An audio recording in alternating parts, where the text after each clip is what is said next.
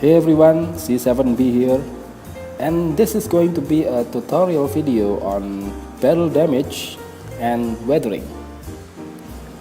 And for that, I have a painted 1/100 Gundam Barbatos 6th form here. It was painted by a very close friend of mine. He's a very proficient airbrusher. I'll put a link to his Facebook page on the description section below. This Barbatos is painted with a heavy dust and mud weathering, and I'm going to go a step further with realistic battle damages. As you all probably know, the Barbatos is originally white, and now it's a bit rusty and dirty, if you put it that way. I kinda like this one. Okay, for the tutorial I will need these tools and supplies. This is a small drill set completed with small drill bits there, and a cordless drill or a cordless screwdriver, if you can say it that way, with 3 drill bits in different sizes. Next is a pen torch.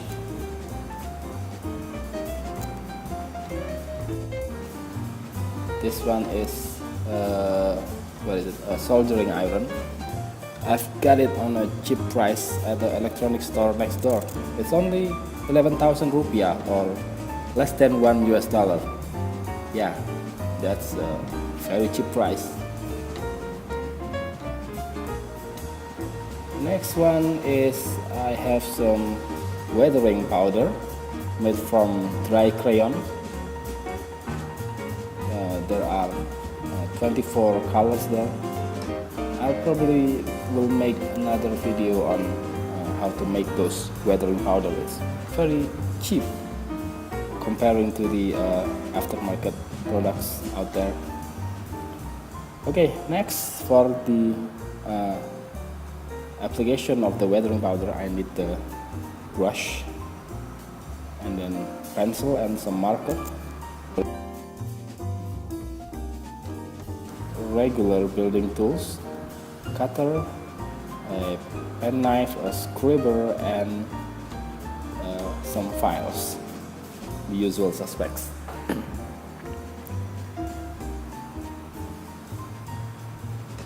Okay, let's get right onto it.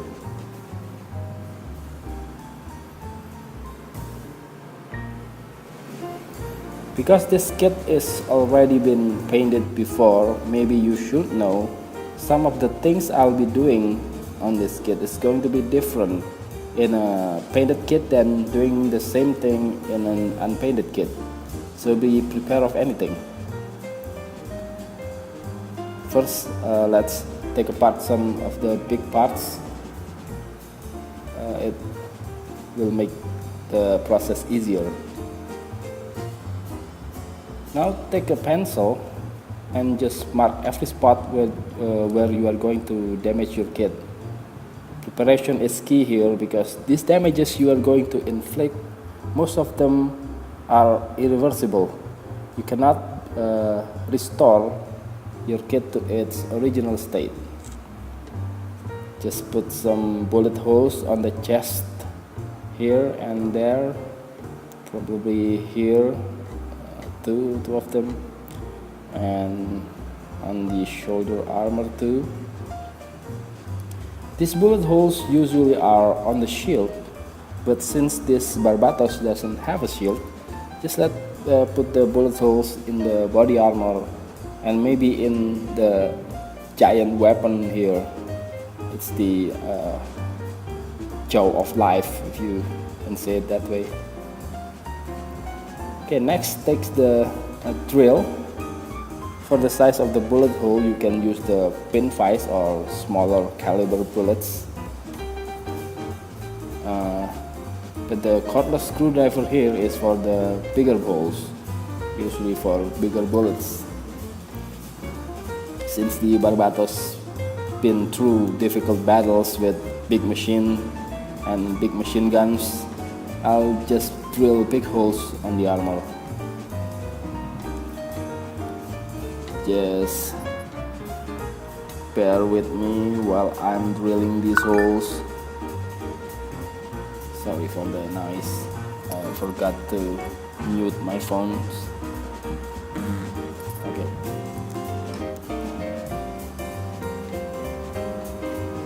You're probably wondering what's the blue light there. It's actually the cordless screwdriver.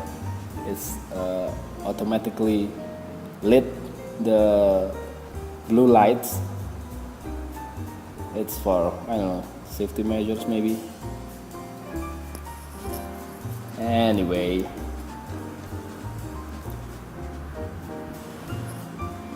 these two big holes on the front of the armor, you're probably wondering how can Mikazuki survive that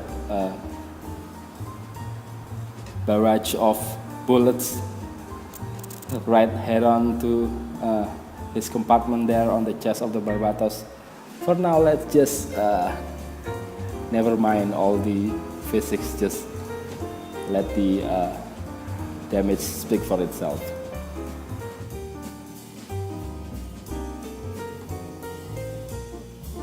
Next, to make these holes more realistic, let's use the soldering iron just to melt the edges of the holes a little bit to make a realistic heat pierce through the armor. There you go. Just wiggling it around.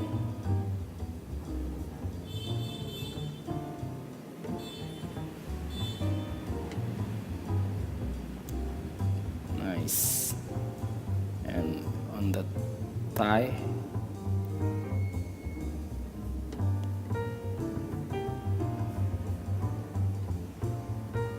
There you can see. All the excess of the plastic melted on the outer rim of the holes can be filed away or just cut it with a cutter like what I'm doing here. There you go. And finally, for the bullet holes, I use a pencil to give an impression of a slight metallic color underneath the paint that's been chipped off a bit because of the bullet pierce.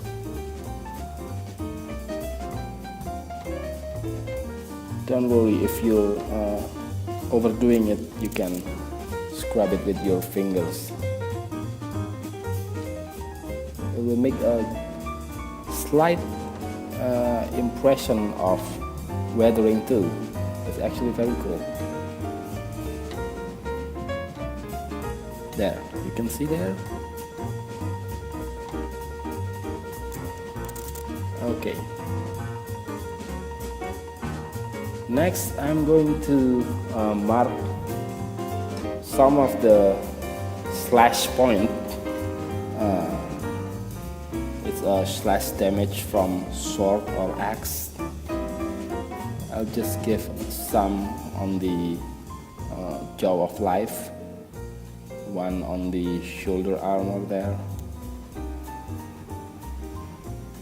and some on the armor, blue armor on the arm, probably on the legs. Just put it anywhere you like it. Next, just use a soldering iron to make slicing damages, and use a cutter afterwards to clean the excess plastic like we used before. And like the holes from the bullet, now I'm using a silver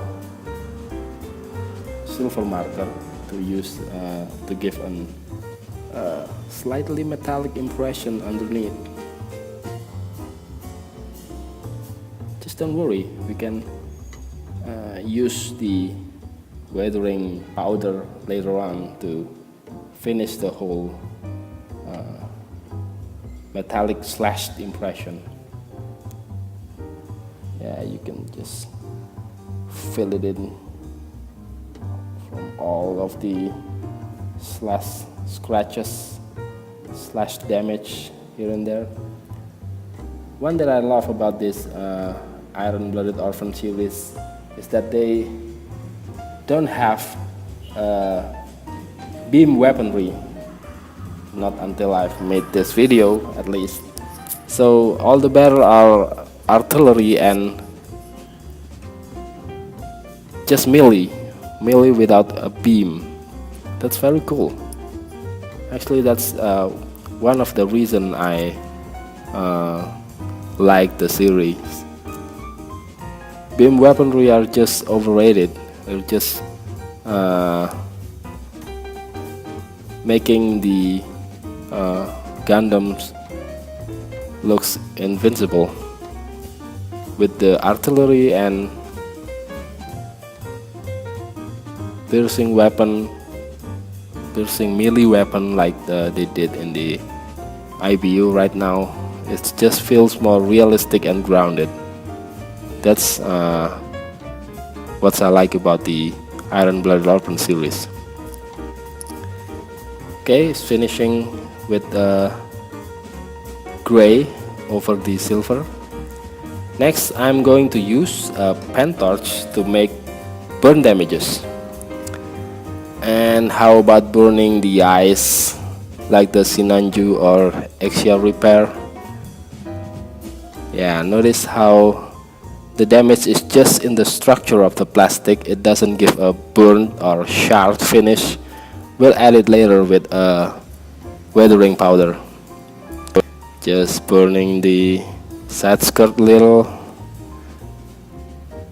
and some on the chest, maybe on the legs.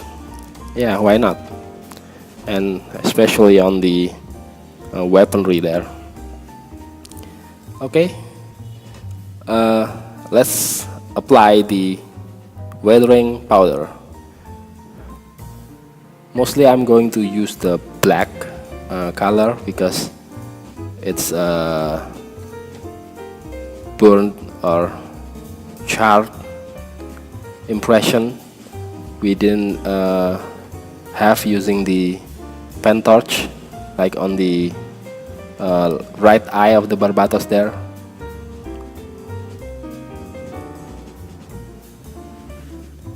The key is just give as much powder as the brush can. Don't mind the powder that got spilled over. You can always use the brush to pick it up again later and apply on the kit itself. Just give a hefty amount of powder here and there, maybe on the legs there, of course.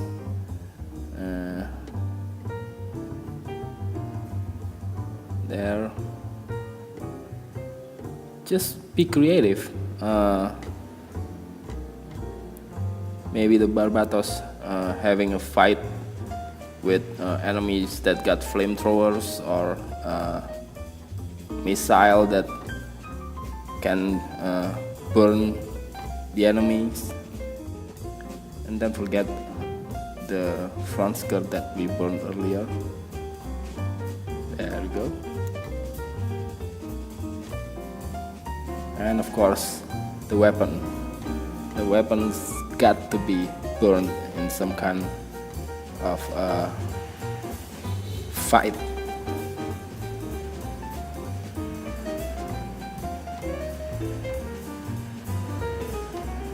And putting everything back together, and maybe scribble some powder with my fingers to make a more realistic impression.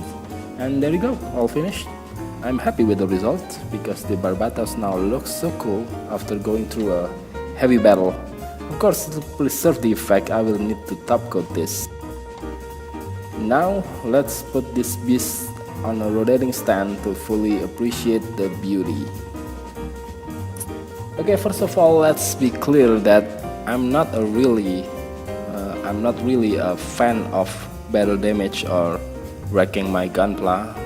I'm a clean builder, but some kids just screams of battle damage or heavy weathering modifications, like the gun tank, the mobile worker from the Origin series, or the Zaku Thunderbolt. And this Barbatos 6 form just the same. Clean builds just doesn't really expose the true potential of this kit, especially when you display the kit. So the things that I was doing here, I usually never do them to my other kits. This form is actually the incarnation of the Barbatos that I personally like the least. This is actually incarnation number 2 for me. The first to fourth form just have minor changes in between them, and form 5 is similar to form 6. So for me, the fourth form is the original Barbatos. This is the second one, being the Lupus, that is the third one. So far, I think I like the Barbatos Lupus best, even though I haven't got the kit yet. Maybe if I got one, I'll probably do a review for it. Yeah, that looks nice, doesn't it? I'm going to build a 1/100 Grace next. Probably I'll do a similar treatment to it. Something easier because, I'm lazy. The one factor I like in this version of Barbatos is the weapon. The Jaw of Life, well, in this case the Jaw of Death, looks so menacing. Adding all that scratches and dents and cuts just making so much badass. And this sixth form, this particular kit, is supposed to have a Tekken symbol on the chest, but I guess my friend just forgot to put the sticker on. Or maybe because it's a sticker, not a water slide decal, so he intentionally left it out. Either way, it's doesn't really matters. I'm planning to do a mud weathering to the frog cushion and a sand weathering for the rebake, all with grounded dry pastel we saw earlier. As if right now they are just got camo painted without any weathered effects. I will make another video on the weathering. Make sure to stay tuned to this channel. But if you want a brief tutorial about the camo paint on the cushions, you can see my initial test video here or here. Okay, let's compare the before and after pictures. You can pause the video if you want some more comparing time. As you can see, the differences are obvious. The Barbatos now looks tougher because it looks like been through hell and back. The realistic scars on the armor and weapon, plus the burnt face, are telling all the stories. All in all, this battle damage and weathering effect improves the display point of the Barbatos. If the original straight build is only a mere 5 out of 10 for me, this treatment bumped the score up to 7.5 out of 10. I guess that's all for now, and I'll see you guys soon.